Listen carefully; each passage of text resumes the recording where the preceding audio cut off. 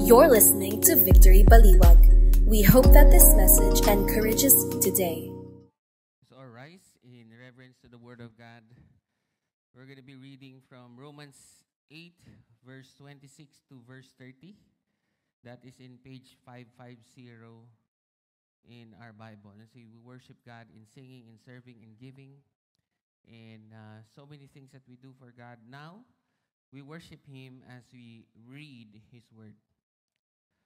Romans 8, verse 26, it says there, "Likewise, the Spirit helps us in our weakness. For we do not know what to pray for as we ought. But the Spirit Himself intercedes for us with groanings too deep for words. And He who searches hearts knows what is the mind of the Spirit. Because the Spirit intercedes for the saints according to the will of God. And we know that for those who love God, all things work together for good. For those who are called according to His purpose. For those whom He foreknew, He also predestined to be conformed to the image of His Son, in order that He might be the firstborn among many brothers. And those whom He predestined, He also called. And those whom He called, He also justified. And those whom He justified, He also glorified." Let's bow our heads and pray. Lord, thank you. I believe, Lord, this is a very important word for all of us. Lord, may it be the confusions to the verses, misconceptions, Lord God, ay alisin mo po para po hindi po kami nalilito. Sa halip kami po'y lalong magtitiwala sa iyo. Lord, maraming salamat po. In Jesus' name, amen, amen. All right, go ahead, take your seat. And just greet your seatmate to the left and to the right so that you feel good. And if it's your first time here, would love to pray for you. Mamaya, approach me after the service. So we are on our third week of our series, What Shapes Us. Okay, sabihin niyo po, what shapes us. And so, yung katawan natin, inisip ko nga kung mag-cellphone ka kaya isang buwan, walang tigil. Ano kaya itsura mo? Mukha ka ng cellphone, di ba? So, gano'n, no? In the same manner, what shapes us as a Christian? Okay? Ano ba yung shape natin? And so today, we're gonna talk about suffering, okay? So yung suffering shapes us, okay? Na kung walang Diyos, wala pong purpose yung mga maling nangyayari sa buhay natin. Pero kung tayo po'y Kristiyano, may purpose. And that is to sanctify us. So, ang topic natin today is sanctification. Okay, sabihin niyo po, sanctification. So, suffering shapes us. Okay, meron ba dito nahihirapan sa buhay? Wala. Wala pala. Hindi pala para sa inyo to. Para kaya kanino to? So, and many things that are shaping. Ako rin po, hindi ko lang, syempre, I share it more importantly sa mga staff. Kasi nga, I'm here to minister to you. Pero alam ng mga staff na may mga pinagdadaanan din sa buhay. Secret lang. Okay? So, pero nga kasi, the goal is not ang iniisip ko, paano ba tong mga sufferings na to, sinishape yung buhay ko? Okay? Kaya naman, hindi natin sinasayang, no? Ngayon, pipreach ako ng 8 a.m. Mamaya, magpipreach din ako sa Bustos, 10 a.m. And, what's shaping Bustos? Nahihirapan din sila, di ba? Kasi bago pa lang di ba? Nahihirapan din sila. It's shaping them to believe more for God. Mamaya, pagtapos ng Bustos, mag-victory group ako ng mga men dito. Tapos, after ng 5 p.m., mag-1-to-1 din ako. Sabi ko, Pastor, ano bang trip mo? Di ba? Bakit oras-oras na lang? Kasi nga, yung what I do shapes me.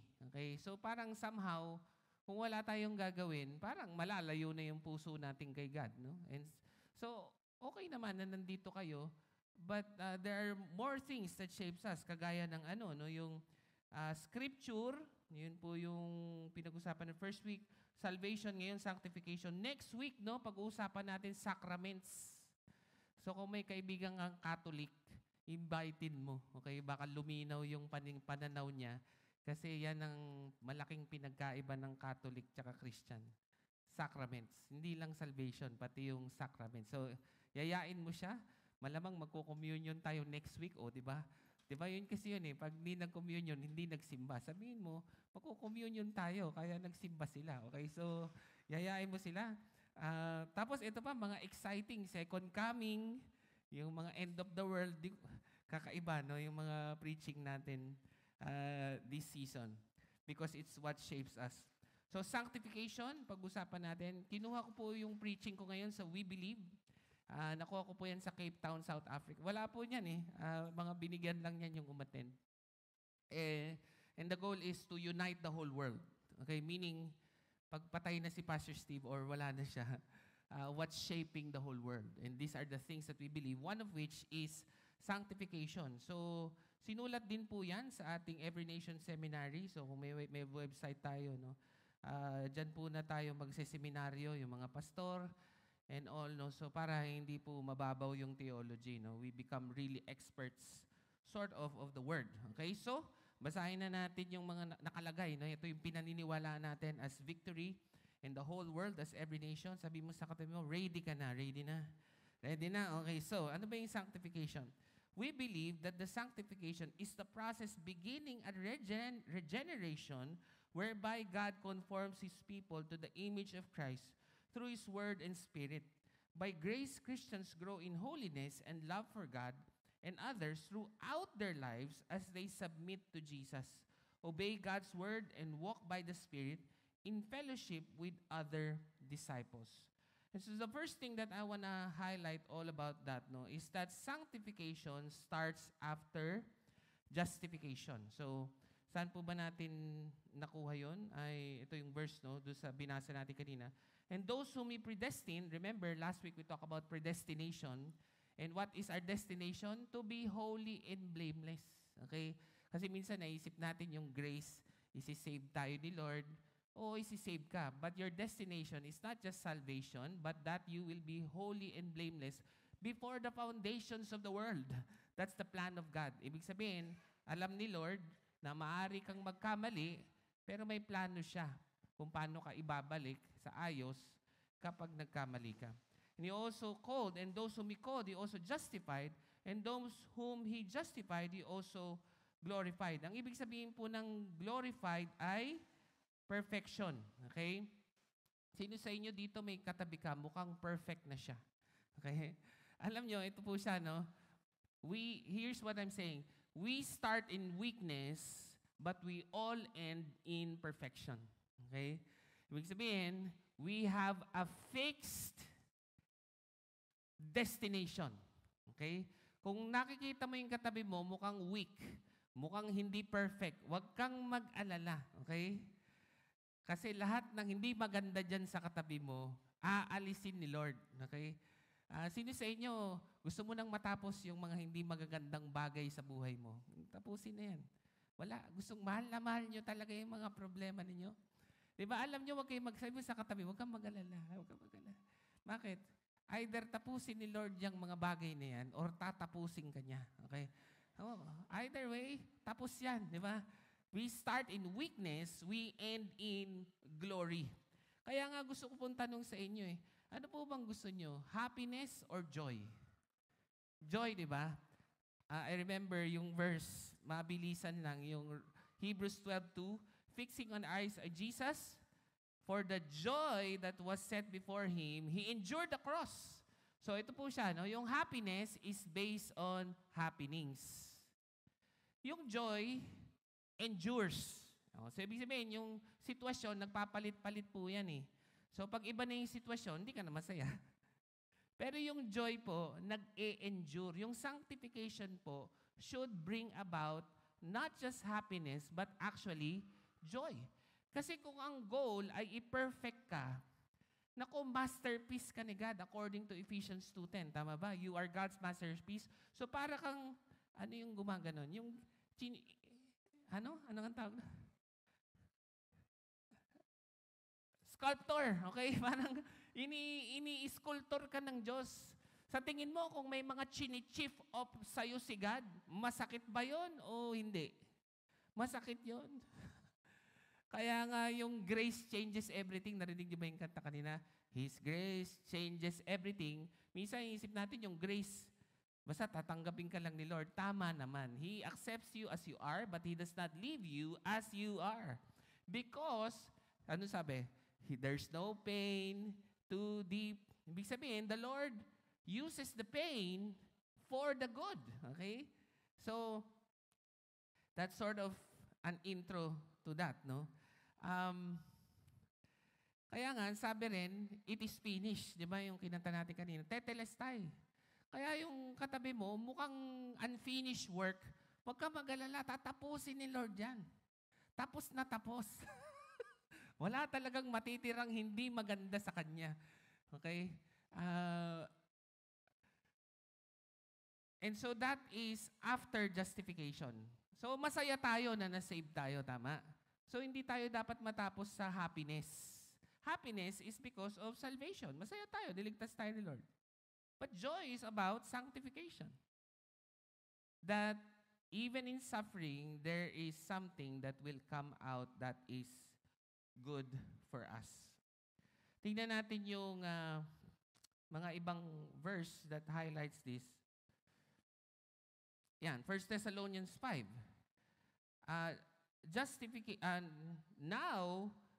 Now may the God of peace Himself sanctify you completely. So yes, may peace ka dahil sinave ka ni Lord. But what is that peace for? So that He will sanctify you completely to perfect you. And may your whole spirit and soul and body be kept blameless at the coming of our Lord Jesus Christ. He who calls you is faithful and He will surely do it. O sabi mo sa katabi mo, sure na sure yun. Lahat ng weakness mo, tatanggalin ni Lord yan. Lahat.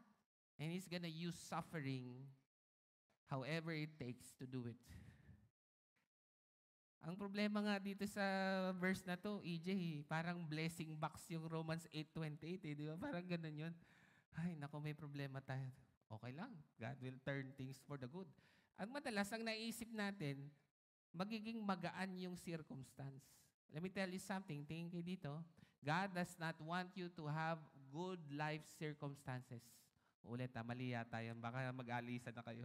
Okay, so God does not want you just, God does not want you just to have good life circumstances. He wants you to have a good life. Ang hinahanap natin, gumanda yung sitwasyon na gusto rin naman ni Lord.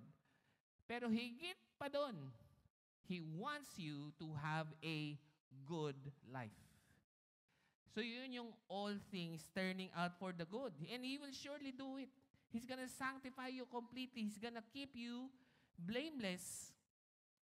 And so, yung justification, yung salvation, is a one-time work of God. Ibig sabihin, pag tinanggap mo na si Jesus, save ka na. Okay, papunta ka na sa langit. Okay na yun. And it is a legal standing before God, like what we talked about last week. On the other hand, sanctification is a continuous process involving cooperation with God. Alam nyo, later you're gonna see, sanctification is the work of the Holy Spirit. Okay?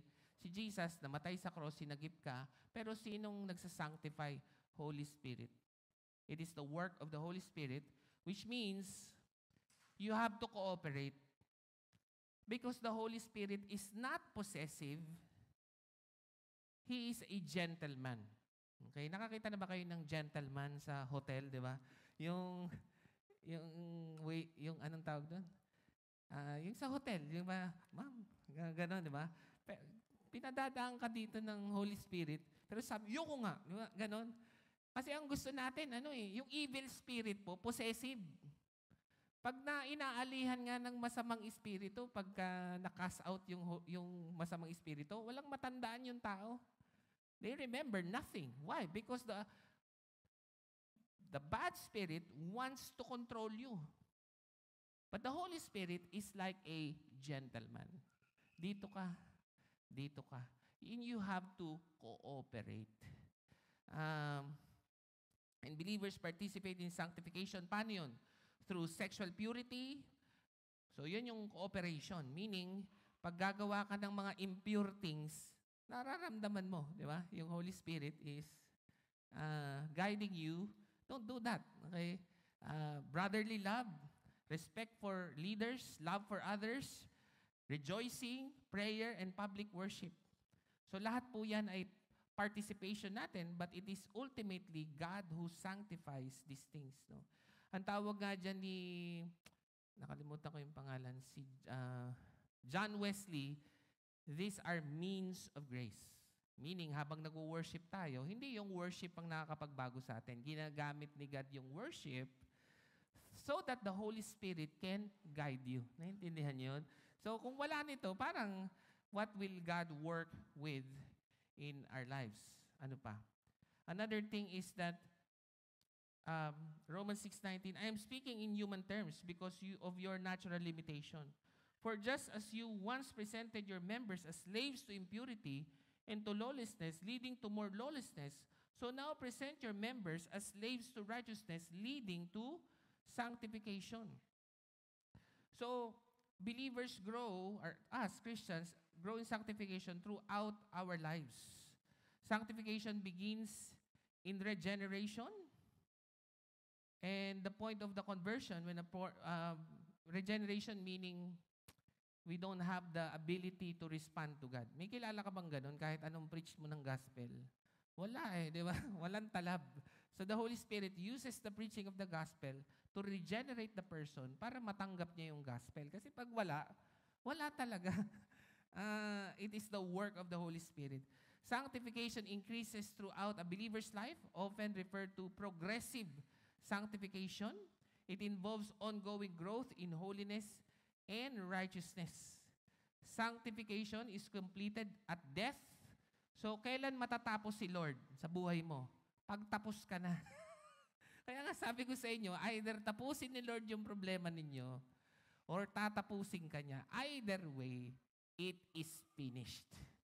Okay? Kaya, this should actually encourage you na kahit pa ano ang inyong pinagdadaanan ngayon, you will be victorious. Parang hindi kayo naniniwala. Victorious ba tayo? Di ba? So, siguro, baka hindi nyo pa masyadong nakikita, lalo ko pa kayong paniniwalain sa pamagitan ng Word ni God. Sabi ng Philippians 2, therefore, my beloved, as you have always obeyed, so now, not only in my presence, di ba? Sinong naggagawa ng sanctification? Holy Spirit. Sabi niya, ang galing-galing ninyo habang nandyan ako. Sabi niya, na kayo'y nagbabago dahil dinidisciple kayo ni Paul. Nakulong siya. Yan ang context ng Philippians 2. So wala na siya, nakulong But much more in my absence. Kaya po, wag nating niloloko yung mga bata. Nandiyan na si pastor. Bakit? Magbabago ba yung bata dahil nandiyan si pastor? Paano na pag wala na ako? Bakit? Nagbabago ba kayo dahil nandito ako? Hindi. But much more in my absence, work out, tingnan nyo to ang salvation, we know work out. Okay? Hindi lang basta, sige, tanggapin mo, but it doesn't end there. Work out your salvation with fear and trembling. Pero may point, no? For it is God who works in you, both to will and to work for His good pleasure.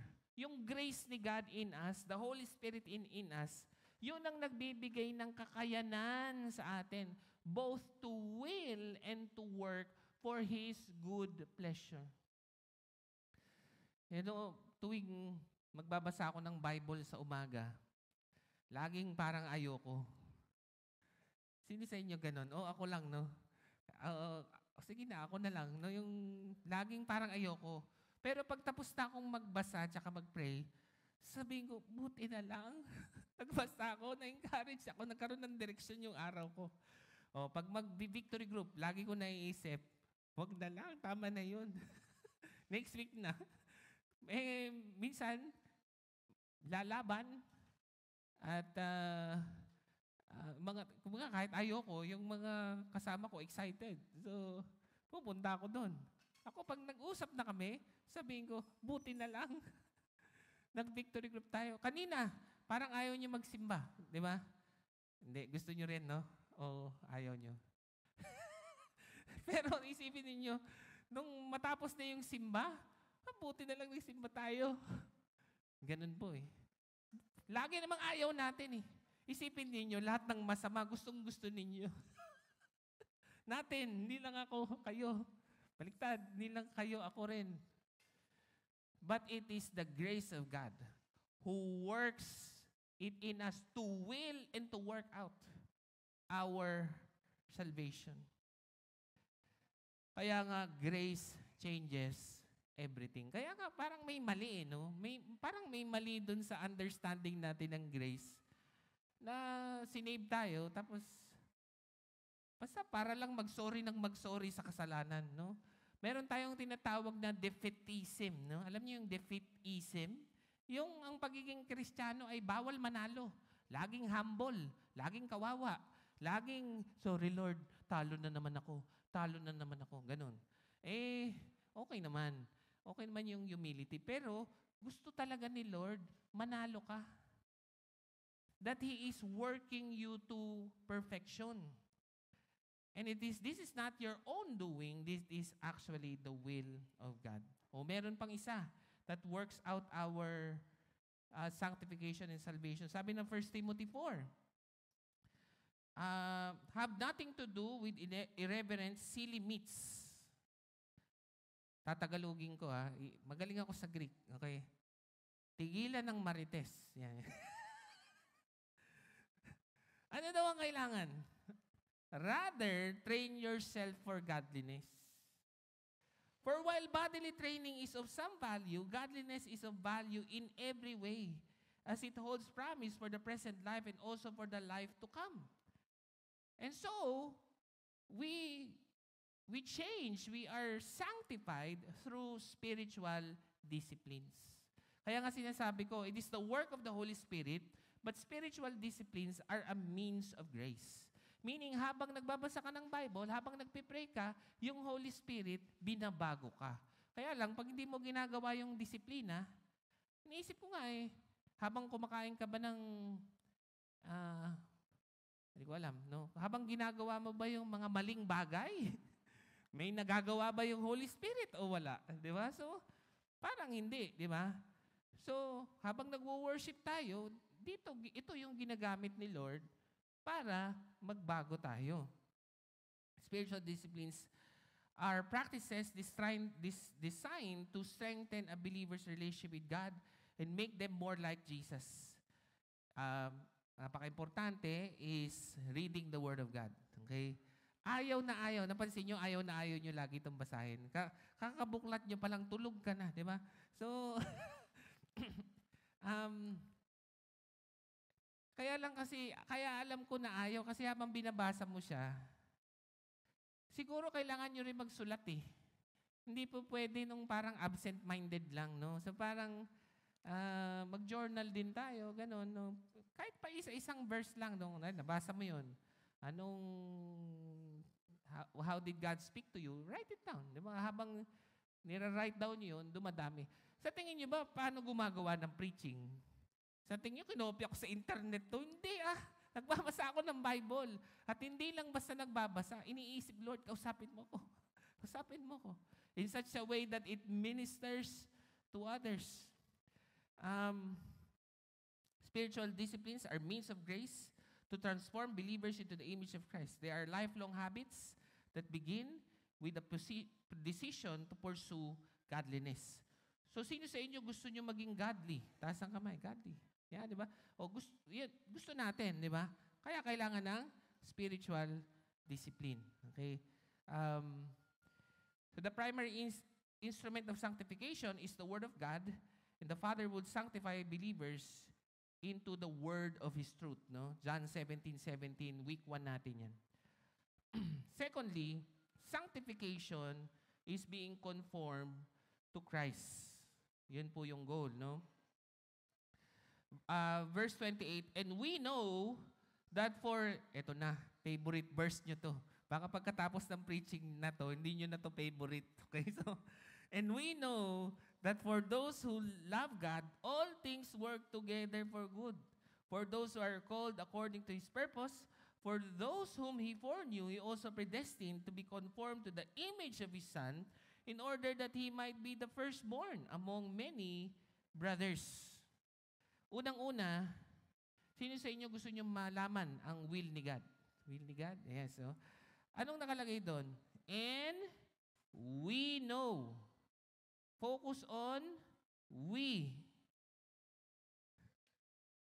Ang madalas, gusto nating malaman yung will ni God.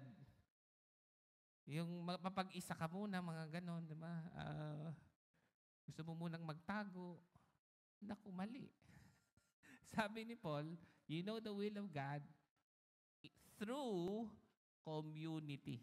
Okay? We know, and we know that for those who love God, now, ang context nito are Christians that are suffering. So, ang tendency talaga, pag nagsasuffer tayo, gusto mo munang mapag-isa. Tama ba? Kasi ayaw mo kakanta di ba? Tapos, pasasayahin ka pa nung worship team, di ba? Hindi, malungkot nga ako Oo nga, okay lang, malungkot ka. But, if you wanna know what the purpose of that suffering is, you need to come to community. Tingnan natin yung verse, no?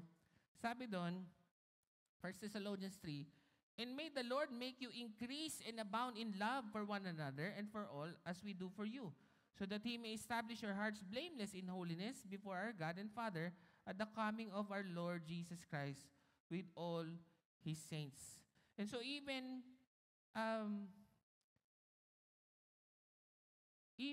as we do these things, believers grow in sanctification with other believers.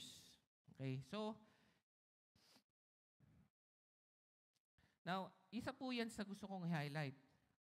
But other things that I want to highlight is also, hindi po exempted, ito na, hindi exempted sa suffering ang Kristiyano. Hindi siya exempted. So kung namamatay lahat, tayo rin namamatay. Kung nagkakaproblema sa pera yung iba, tayo rin nagkakaroon ng problema sa pera. So baka akala kasi pag tinanggap mo si Jesus, parang exempted ka na. Hindi.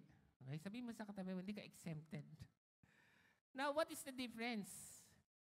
The difference is that the Lord is actually working these things for the good. Alisin lang natin, Ayaw mawala, Ayan. Anyway, so, we are not exempt from suffering. We face the same troubles, persecution, famine, danger. Napansin niyo ba nung pandemic? Nagka-pandemic din tayo. dapat di tayo kasali doon. Christians tayo, di ba? Kaya lang, kasali pa rin tayo At napansin niyo ba na ang lahat ng bagay nagdi-decay? Pabaksak talaga Actually, kung hindi dahil kay God, walang bagay na masama na mapapabuti. Bigyan ko kayo ng example, no? Nung nagsimula akong magpastor, may buhok pa ako Nakita niyo ba? It turned to bad. Nawala. Pero alam nyo, siguro yung iba na insecure sa mga buhok nila, no? Pero ako, gino-joke ko lang yung sarili ko. Yung totoo naman, kahit naman nawala yung buhok ko, I gained all of you. Nawala.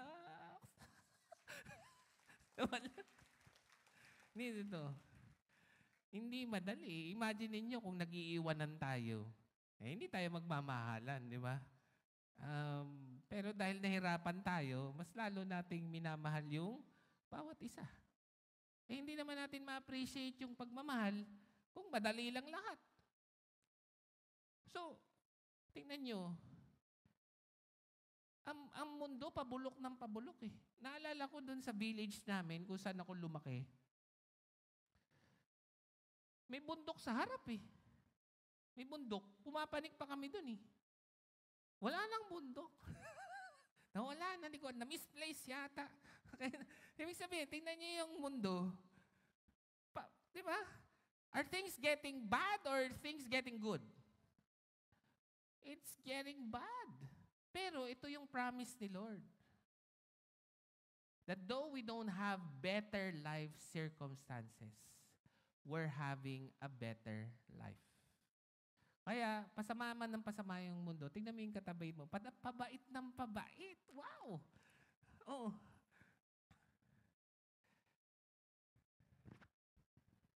Meron ba kayong mga unanswered prayers, yung parang disappointment siya, no? Pero later, na-realize mo, buti na lang, hindi nangyari. Kasi kung nangyari yon, baka wala na ako kay Lord. Ganon.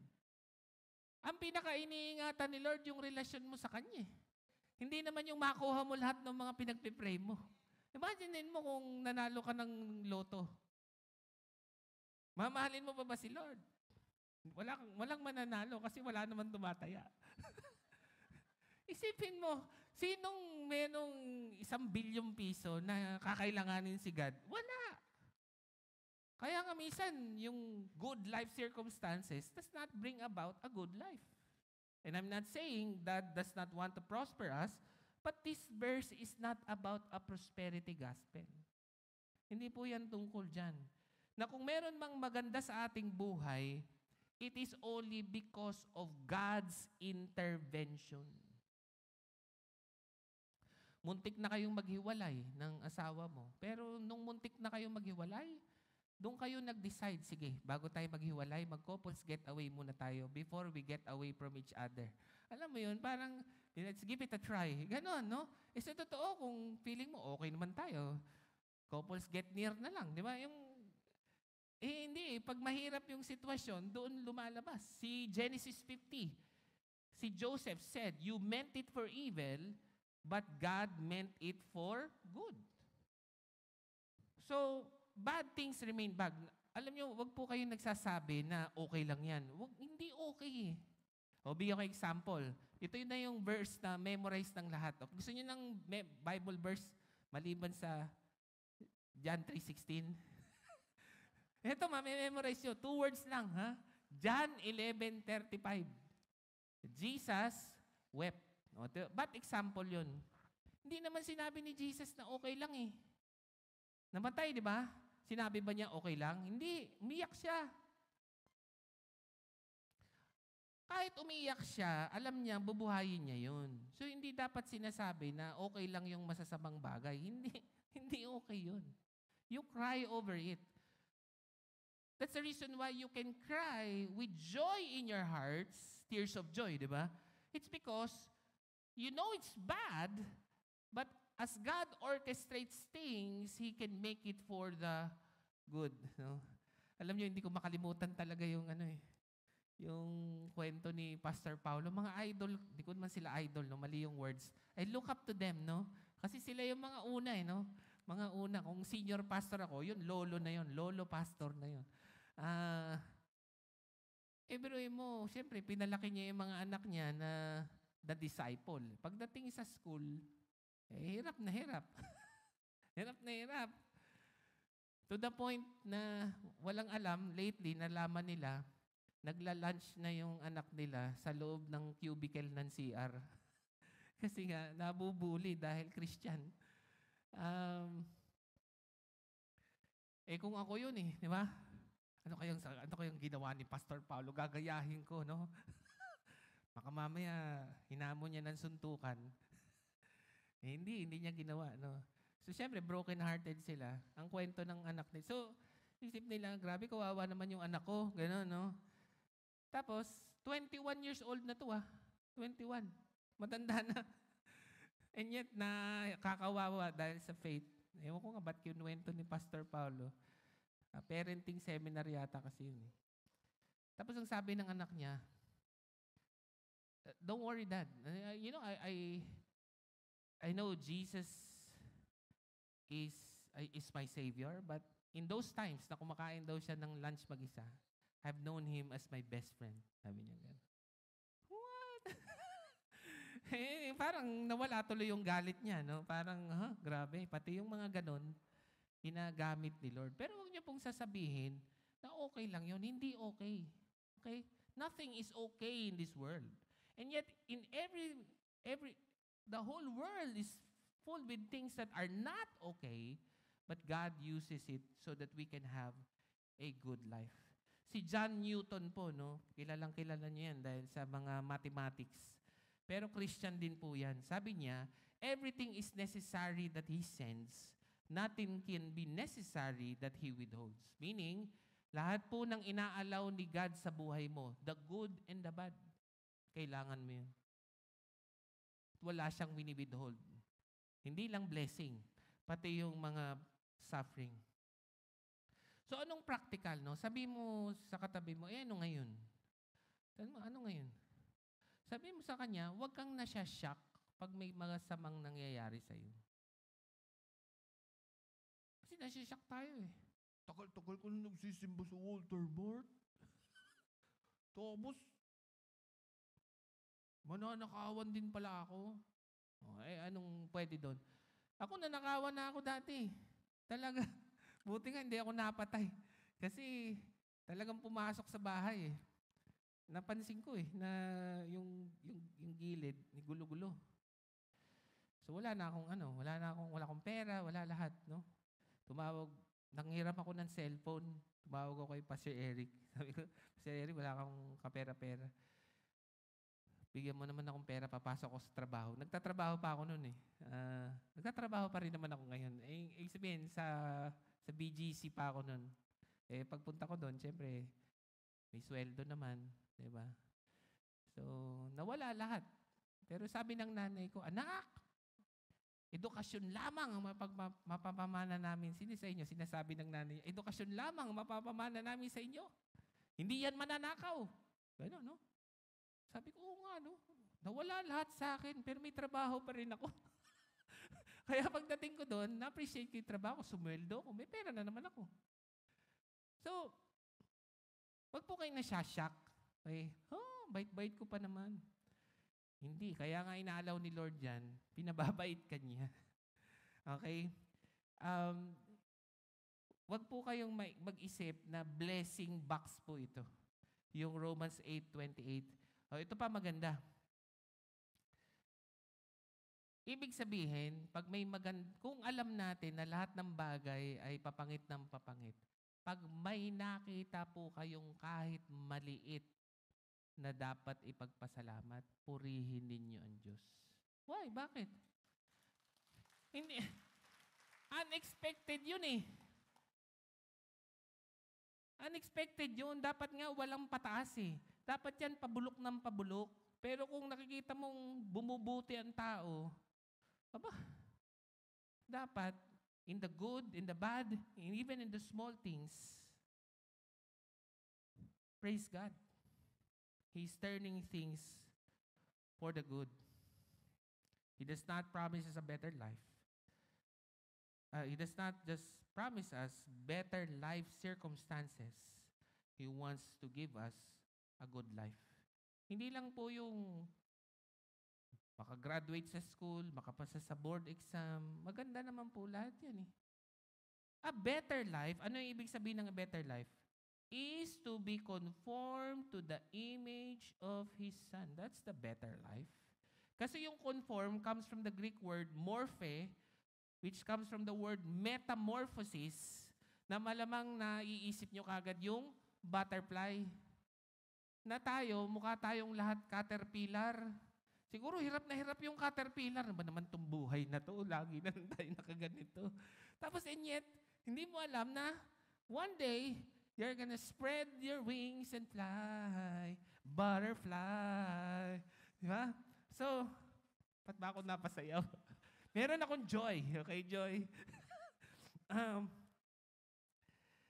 So, the ultimate plan is not to give you better life circumstances,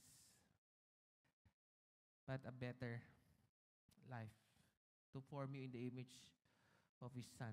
God is committed to making a believer radiant, holy, and joyful like Christ. Meron pa akong gusto kong i-highlight, no? Ang sabi dito, adoption as brothers. Alam niyo kung bakit tayo nagsasuffer? Pamilya kasi tayo. Kasi ganito yan eh. Pag nagsasuffer ka, iniisip mo, siguro inibik na ako ni Lord. Para wala na yung blessing, wala na yung anointing. God has evicted me. Naku, mali ka. O, tingnan mo ha. Because you're conformed to the image of His Son, Jesus is the firstborn among many brothers and sisters, like all of us, which means, yung suffering, hindi po yan ibig sabihin na malayo si Lord. Okay? Hindi man tayo naghahanap ng suffering, at hindi naman din nag-aalaw si Lord ng suffering na hindi mo kailangan.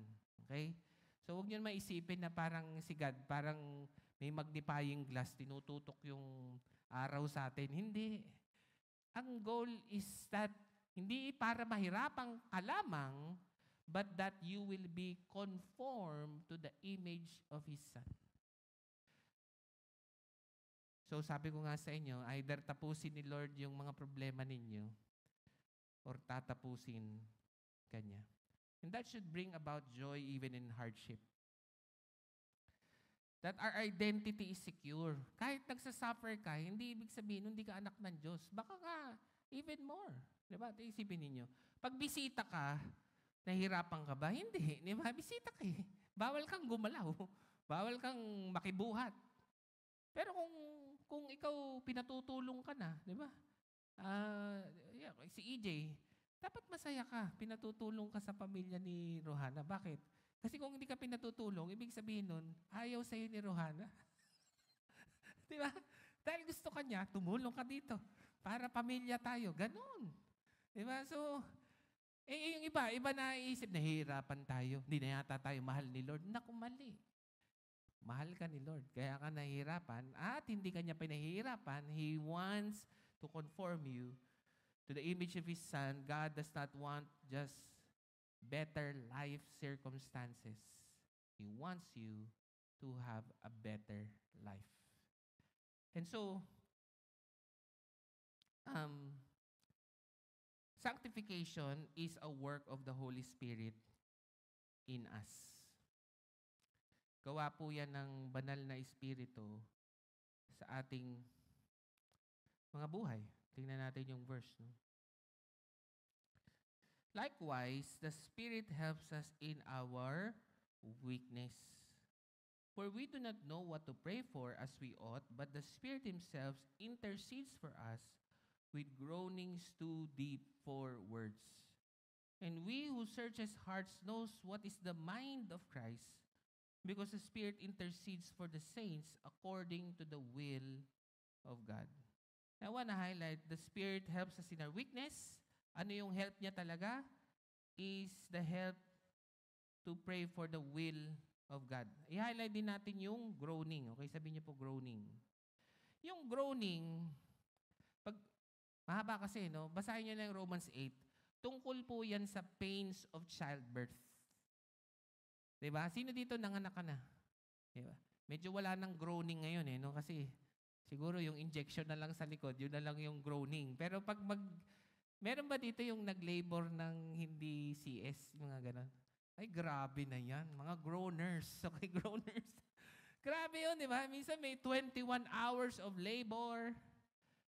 Pero, kahit nahihirapan ka, parang may joy ka naman, di ba? Kasi parang, nahihirapan ka kasi may mangyayari, di ba? That there is a fruit to your labor. Now, in essence, nung tayo po'y tumanggap kay Jesus Christ, the Holy Spirit is in us. So it's kind of like, parang may pinapanganak yung Holy Spirit sa atin. Kaya tayo nahihirapan kasi nagle-labor siya sa ating buhay. He's laboring. And that's the reason why we're groaning.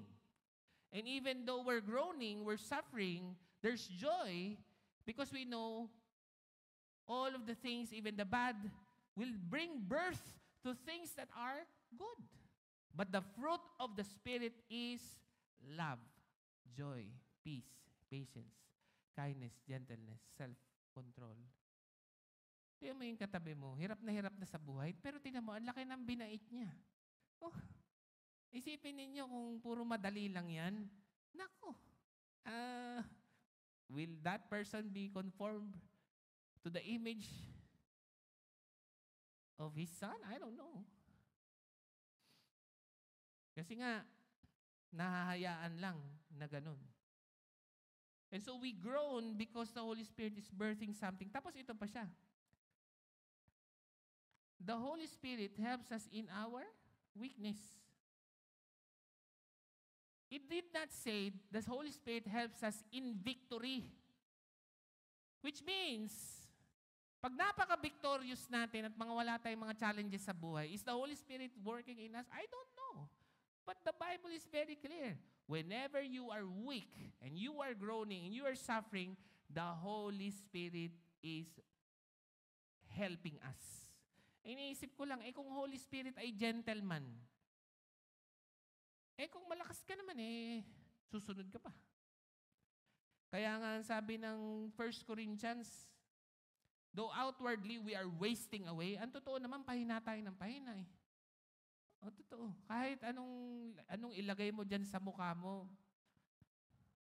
lagay mo, sige, kaya mo di ba? Pero balang araw,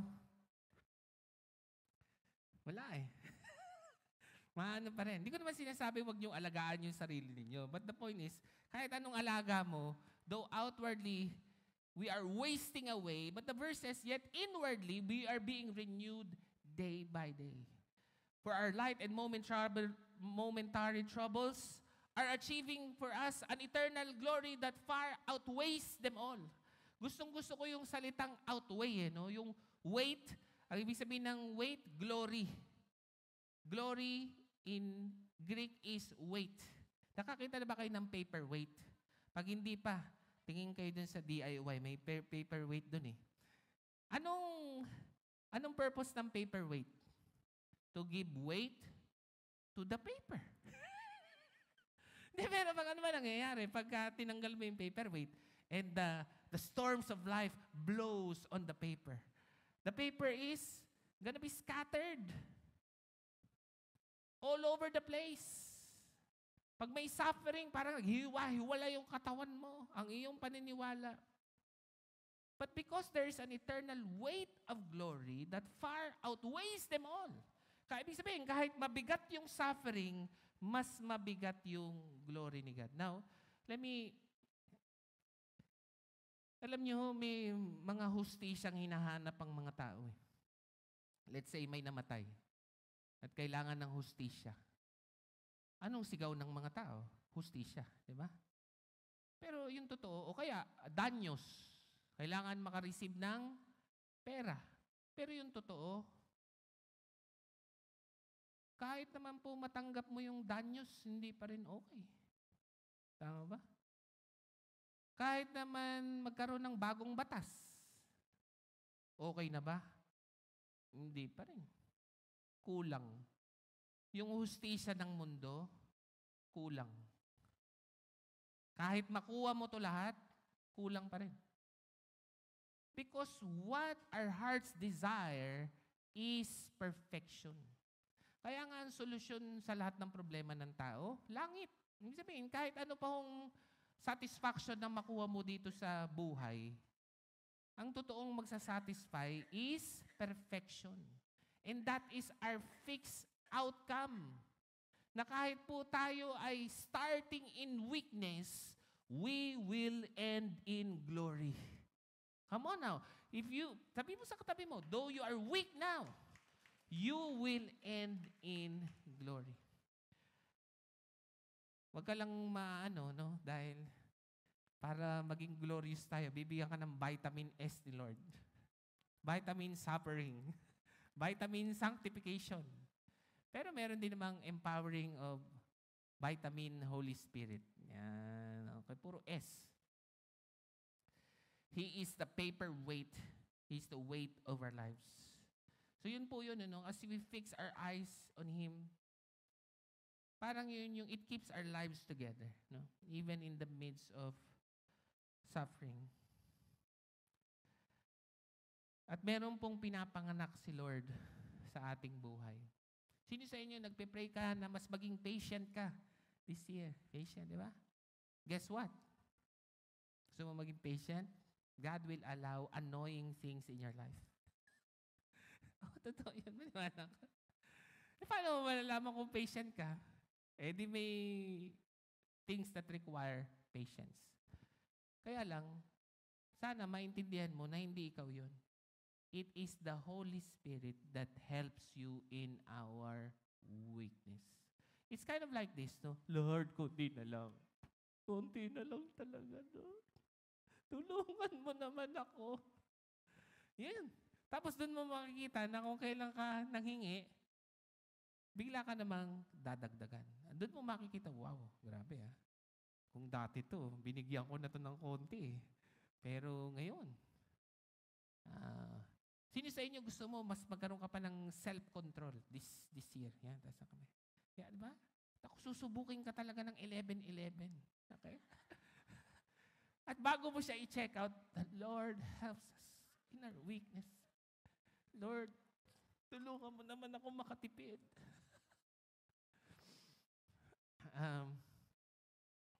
Sino sa inyo gusto niyo maging peaceful?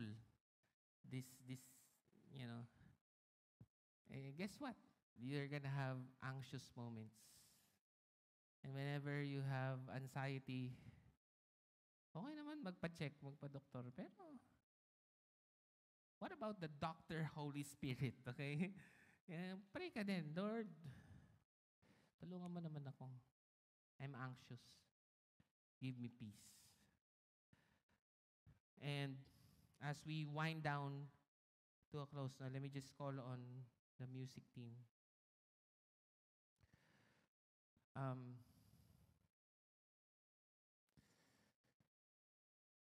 Again, ano bang gusto ninyo?